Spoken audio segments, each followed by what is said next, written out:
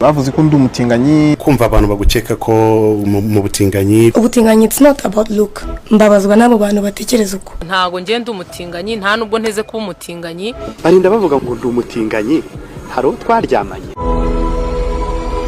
Kubera gutinya guhabwa akato gahoraho no kuvumirwa ku gahera n'abanyarwanda bake baterwa ishema no kwitwa batinganyi cyangwa se abaryamana bahuje ibitsina bagisanishwa n'inkoramahano mu mboni z'abarwanashyaka b'umuco gakondo w'abanyarwanda.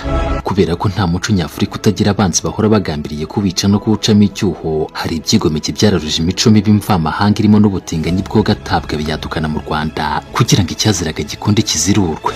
Ku rundi ruhande, kubera ko ushaka kurimbura igihugu gihera mu mizari y'urubyiruko, kuri ubu inkumi n'abasore nibo banyeshuri beza ariko babaswa bamaze gucengerwa n'inyigisho mvamahanga zivuga ko kuryamana n'uwo muhuje igitsina ari uburenganzira bwa muntu.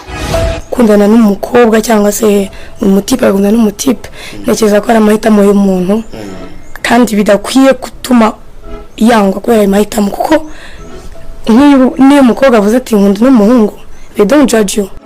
Birumvikana ntiwavuga babyiruka ngo haburi kumvikanamo ababarizwa mu gisata cy'imyidagaduro kibarizwamo abarimo abahanzi, abanyamideri, abakinnyi ba film, abanyamakuru, abashyushya rugamba, abavanzi b'imiziki n'abandi, ahindurirwamo z'abaryamana bahuje ibitsina muri bo bakuyegaho kunyo bakambarira kuba ambasaderi b'ubutinganyi mu Rwanda, ari Semuhungu Eric na Turahirwa Moses Nyirinzihanga imideri ya Motions.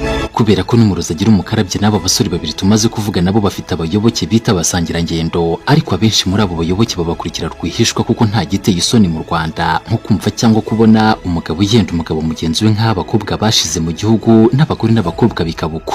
Mu kiganiro cyacu cya none rero tugiye kurebera hamwe abasitari nyarwanda 9 baketsweho ibikorwa by'ubutinganyi ariko bo bakabyamaganira kure kubera gutinya guheswa no kuvumirwa ku gahera n'abanyarwanda nyabo bafata ubutinganyi nk'igikorwa kigahisha kikanatesha agaciro umuco gakondo w'abanyarwanda.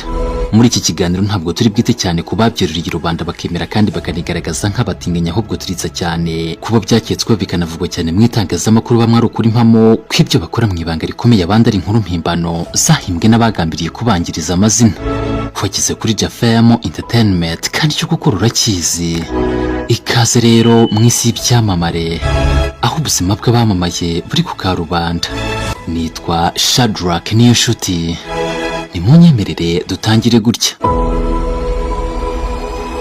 Ku mwanya wa 9 turazanga umuhanzi Christopher Muneza wamamaye nka Christopher muri muzika nyarwanda wiswe umutinganyi agakomeretswa nabyo ku buryo unanuba bakibizirikana nka kimwe mu bintu bitatu byamuvuzweho mu itangazamakuru bikamubabaza cyane.